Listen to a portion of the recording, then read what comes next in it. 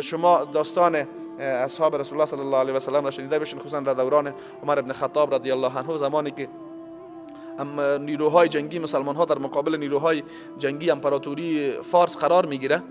قماندان جنگی فارس میگه که یک بار بری از این عرب ها پرسان بکنیم که اینی مردم چی شده، تا چند وقت قبل همین زندگیشان بدوی بودن، تجارت و به اصطلاح مالداری خود مشغول بودن دیگه، هیچ حال هیچ این طرف هم میکنن اون طرف هم میکنن، چی میخوان یارو، چی شده اینطور سر صدا و غال مغال در دنیا انداختن. کسی به نام ربیع ابن عامر از جمع اصحاب رسول الله صلی الله علیه و سلم میآید که پیام مسلمان ها، روایی که مسلمان ها چی میخواین این را برشان بگه. البته این زمانی بود که برای امپراتوری فارس دعوت رسول الله صلی الله علیه و سلم در زمان خود پیامبر رسیده بود. رسول الله صلی الله علیه و سلم بعد از صلح حدیبیه، شما سیرت اگر دقیق خوانده باشین، بزرگان دنیا را به اسلام دعوت کرد. برای امپراتوری فارس نامه روان کرد، برای امپراتوری روم نامه روان کرد، برای پادشاه مصر نامه روان کرد، برای پادشاه حبشه، کل از اینها را به اسلام دعوت کرد. و بدترین واکنش امپراتوری فارس در مقابل دعوت رسول الله صلی الله علیه و سلم نشان داده بود. نامی رسول الله صلی الله علیه و سلم پاره کرد، دو نفر روان کرد، گفت برین نفر را بیارین، این چی کار است که من، چون دعوای خدای داشت، میگه من خدای می چی کار است، این بنده میگه چی کار است، چرا که حال مرا میاد دعوت میکنه. رسول الله صلی الله علیه و سلم وقتی از یک سلامش خبر شد، گفت الله متعال حکومت تام تو پاره بکنه. منظوری که دعوت برش رسیده بود در زمان خود رسول الله صلی الله علیه و سلم. در دوران عمر ابن خطاب رضی الله عنه باز دیگه لشکر مجاهدین در مقابلشان قرار گرفت. در امین جه هم وقتی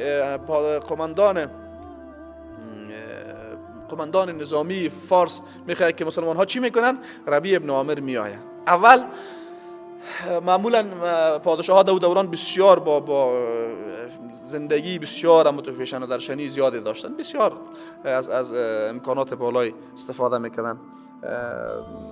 وقتی او میآید، ربیع ابن عامر با لباس ساده عربی خود است و سر اسب خود پایین میشه، به امی بسیار زرق و برقایی که اینا در زندگی خود داشتن به اینا کاملا بی‌اعتنایی میکنه. در روایات میاد میگم اونجا میرم فرش بلند میکنم میخه اسب خودم میکوبه و بسیار به عنوان یک آدم بسیار بی‌حالایش هم میشینه.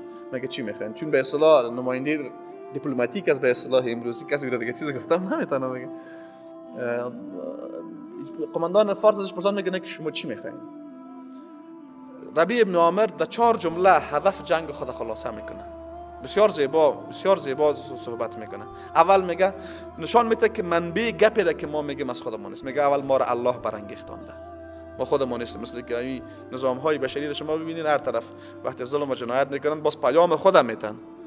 اینا میگه که آنچه را که ما آوردیم گپ خود ما نیست، پیام است از جانب الله. میگه ما را الله برانگیختانده که چی کنیم تا بنده ها را از بندگی بنده به بندگی الله بکشانیم. اینی برنامه ما هست.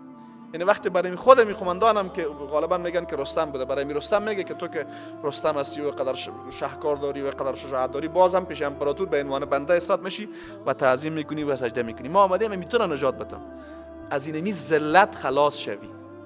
آزادی واقعی همیست. میگه ما آمدیم انسان ها را از بندگی بنده به بندگی الله بکشانیم. یعنی خیرخواهی تو را میکنیم. ما به خاطر کدام چیز مثل دیگه استعمارگرا واری به خاطر چور و چپاول و غارت مال مردم نیامدیم. ما برای آزادی انسان ها آمدیم. از چی چیزه؟ از بندگی بنده به بندگی الله. یعنی همه عساکری که با این در جنگ است میخواد بر از او بگه ما آمدیم تو را آزادی بدم، ما نیامدیم که تو را غلام خود بسازم، ما آمدیم برای تو آزادی بدم. ببینین چی رقم با چی ذهنیت اینا عمل میکردن. ربیع ابن عامر میگه ما آمدیم بنده ها را از بندگی بنده به بندگی الله بکشانیم. یعنی شما فکر بکنید یک نفر بفهمه که تو به خاطر خیرخواهیش آمدی و او با تو بجنگه، ذهناً امی مفکوریش مشکنه. نکته اولی میگه امیست. دوم میگه ما آمدیم بشریت را از جور ادیان به عدل اسلام بکشانیم. همیشه سر بشریت ظلم شده، خود مردم هم از جمله بشریت بودن، یک سر شما ظلم شده، ما آمدیم شما را از این ظلم نجات بدیم. در مو دوران واقع نمی رقم بود، امیال هم هست. شما ببینید در کدام نقطه دنیا عدالت تطبیق است. پس آمیال هم اونمو شعار هست، فرق نمیکنه شعار اسلامی. ما آمیال هم اگر با کسی جنگ هم میکنیم به خاطر امی جنگ میکنیم و اگر با کسی دعوت هم میکنیم به خاطر از امی دعوت میکنیم. دعوت ما هم برای آزادی بشریت از زیر یوغ استکبار بنده ها به بندگی الله هست و از جور ادیان به هر نام نشانی که بوده باشه به عدل است. ام برنامه دعوت ما همی هست و برنامه جهاد ما همی هست. بعد از اون میگه که آمدیم شما را از تنگنای دنیا به فراخنای آخرت ببریم. یعنی شما هر قدر بزنین فقط تلاشتان نیست که زندگی چند روزه دنیایتان را خوب بسازین. ما آمدیم که نه تنهایی را خوب بسازین بلکه براتان یک زندگی ابدالابد فراخ قطع ناپذیر آخرت را هم براتان بدیم، او را هم خوب بسازین. این برنامه ما است. میگه اگر این را قبول بکنین مثل ماییم، اما رقمی که من یک مسلمان توی هیچ فرقی باز بین ما تو دیگه نمیشه. آمدیم تا از بندگی نجات میتم، از ظلم نجات میتم و زندگی محدود دنیوی را برش معنا میبخشم و به یک زندگی ابدالابد آخرت هم بر تو میبخشم. اگر قبول بکنی میگه مثل مایی. میگه اگر قبول نکنی چی؟ مسلمان ها هر دو حالت دارن. میگه اگر قبول بکنی مثل مایی، اگر قبول نکنی قسم به الله هست با او انسان های با تو میجنگیم که اما قدر که شما زندگی را دوست دارین اونا مرگ را دوست دارن. اگر میگه پیام ما را قبول بکنید، اگر این را قبول نکنین با او اتو فکر نکنین که ما مردمای ضعیفی هم هستیم، با نیروی با تو میجنگیم که اما قدر که شما زندگی را دوست دارین و به خاطر زندگیتان میجنگیم، اونا مرگ را دوست دارن به خاطر مرگ میجنگن. این پیام براش میته. خلاص میره. شما فکر بکنین این پیام اسلام، این برنامه اسلام است. از زبان یک صحابی میاد. نجات بشریت از بندگی بندگی الله، نجات بشریت از ظلم به طرف عدل و نجات بشریت از تنگنای زندگی محدود دنیا به فراخنای زندگی ابدالابد و زیبای آخرت. این برنامه را ما داریم. پس خیرخواهترین انسان در کل دنیا مسلمان هاین. بر هر کسی همین خیرخواهی را دارن. و واسه ربیع ابن عمر میگه اگر قبول بکنی خوب، اگر نکردی با همین تو مردم با تو میجنگیم. بعد از اون جنگ شروع میشه.